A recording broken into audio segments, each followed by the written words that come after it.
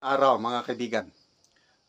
Pag-usapan natin ngayon yung ginagawang hearing sa Quadcom sa Kongreso na iniimbestigahan nila yung war on drugs ni PRRD. Parang lumalabas na walang naitulong o puros lang patayan ang resulta sa drug war. Ito, si Congressman Joma Gomez ng Ormoc City, dating mayor, nagsalita siya at nagbigay ng testimonya na malaking tulong ang drug war campaign ni PRRD. Bumuti yung kalagayan sa droga. Wow! Nung PRRD's time na taliwas sa sinasabi ng PIDEA in the same hearing na parang walang nangyari nung drug war campaign. Okay, pakinggan natin itong pahayag ni Congressman Gomez sa committee at parang may napahiya. With regards to the statement of PIDEA, I think it is inaccurate for him to say that the drug fight or the drug problem did not improve during the drug war. I can say that in my city, when I was mayor, nag-improve yung nag-improve yung situation namin during the drug war because yung police namin nagtrabaho talaga sila.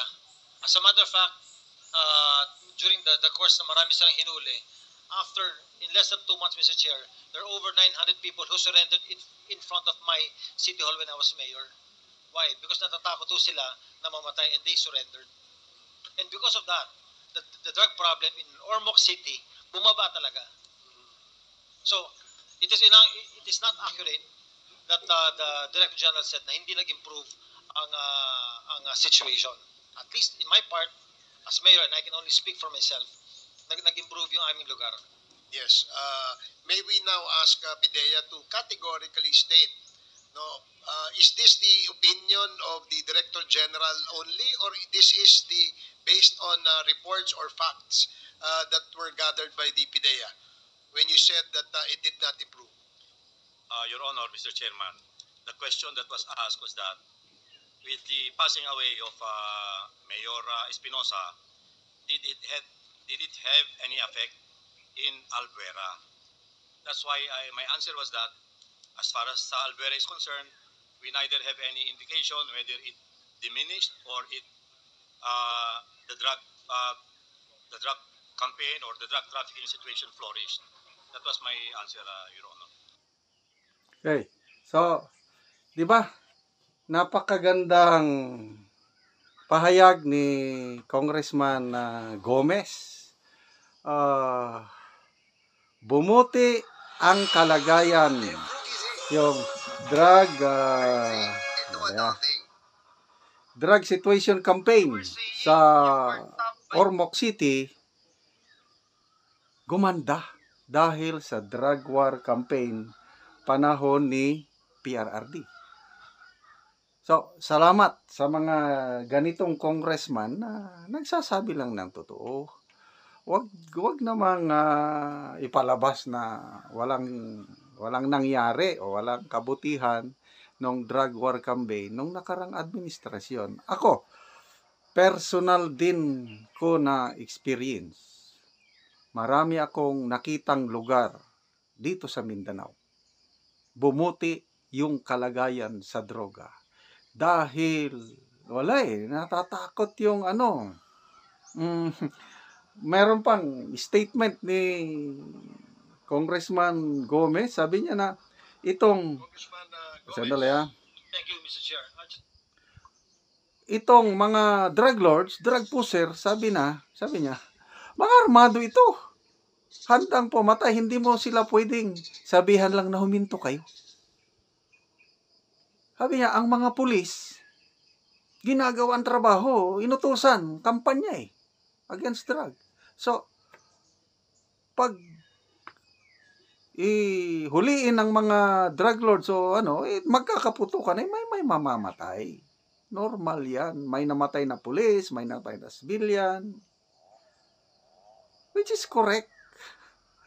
Kaya, wag namang isisi na lang na extrajudicial killings, na pinapahalagaan na nga ang rights ng mga alleged na drug lord kaysa yung, ulitin ko, ang daming lugar, ang dami ko nang nakausap, nagpapatuto na gumanda ang sitwasyon sa droga panahon ng previous administration. Ito, pakinggan natin ang dagdag pahayag ni Congressman Goma. Depensa naman niya ito sa mga pulis. Kawawa naman ang ating mga kapulisan. I just would like to add in their conversation, Mr. Chair. I was a mayor when the drug war was implemented, Mr. Chair. And let me tell you, nasa lahat ng implementation sila against the fight against drugs. Hindi ka pwedeng lumapit sa drug pusher o sa drug lord na sabihin mo, pwede ho ba tumigil na ho kayo? Kasi lahat ito, all of these people, all of these personalities, they have firearms. Hindi mo pwedeng sabihin sa tumigil ka na, ay babarili ka agad ng mga yan. So during the implementation na nanguhuli sila at hinaharang nila to, nagkakaputukan talaga, and that is really true. Sad na may namamatay. Sad pati yung police na sasama. Pero inuutusan yung police eh. Trabaho nila, Mr. Chair, pag sinabi ng higher up sila, gawin nyo ito. They will do what they are told. And that's the reason na marami namatay. Both from the civilian, both from the police, pati na rin yung mga drug personalities. Now, Mr. Chair, in our conversations, there are two more items that I'd like to bring up, Mr. Chair. First, when Mr. Kerwin Espinosa said na lahat na sinabi niya sa Senate ay hindi totoo. That is an institution that we also have to protect. What if he will go into another investigation and he will say that everything he said here is not real, is not true? So, ano yung pinanghahawakan natin lahat? Both institutions of the Senate and the House. And second, it was Colonel Marcos who was head of the... Okay, so dalawang punto na naman ang iniraise up ni Congressman Gomez, ano? Yung may labanan talaga. May mamamatay. Kasi war. It's a war on drugs. So, hindi naman ibig sabihin na kung may namamatay, puros extrajudicial killings na lang. Kasi ito yung pilit nilang inaano sa ICC na kaya dapat maaresto, makasuhan si PRRD, Bato, sino pa yung mga dating PNP chief.